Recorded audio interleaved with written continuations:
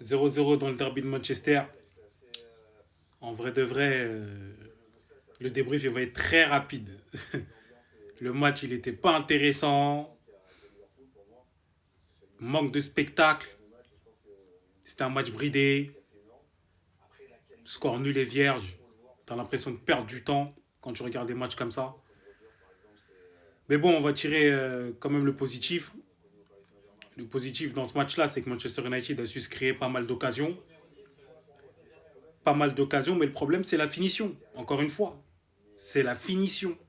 On se crée beaucoup d'occasions, mais on finit pas. Et le but du football, c'est que si tu marques pas, bah tu gagnes pas. Tout simplement. Pour gagner, il faut marquer. Tout simplement. Il y a beaucoup de positifs côté Manchester. Quand on voit les actions, comment est-ce qu'elles sont élaborées, comment est-ce qu'elles commencent, les circuits de passe, etc., les passes à l'opposé, franchement, ça joue au ballon. Ça commence à jouer au ballon. On voit nettement que là, il y a un changement et ça fait plaisir. Juste pour ça, c'est vrai qu'on peut être content. Mais pour les problèmes de finition, c'est que nous, devant, on a des gens qui s'appellent Højlund, qui sont inexistants, ou bien qui s'appellent Garnacho, qui manquent de lucidité, qui nous pourrissent la vie. Voilà. T'as des joueurs, tu aurais des joueurs qui, techniquement, auraient le minimum pour terminer une action. Ce match-là, tu le gagnes tous les jours. Tu le gagnes tous les jours. Højlund, moi, j'étais pas pour sa titularisation. J'étais plus pour la titularisation de Zirkzee.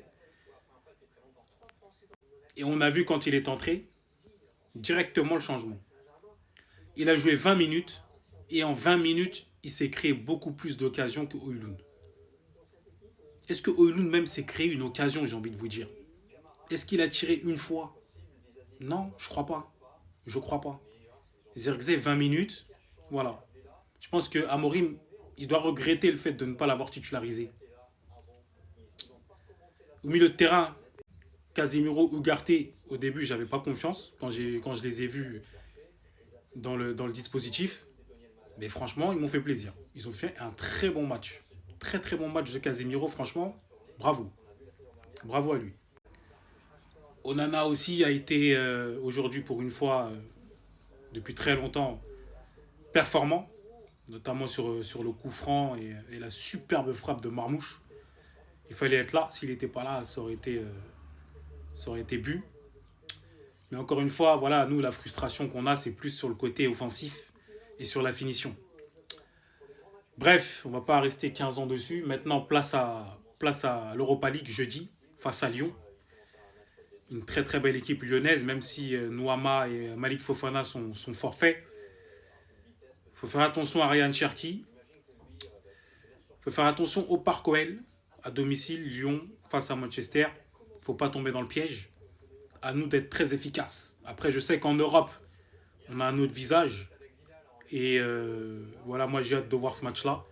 Donc rendez-vous jeudi pour l'avant-match, débrief, etc., etc. Sur ce, bonne soirée et bonne semaine à vous.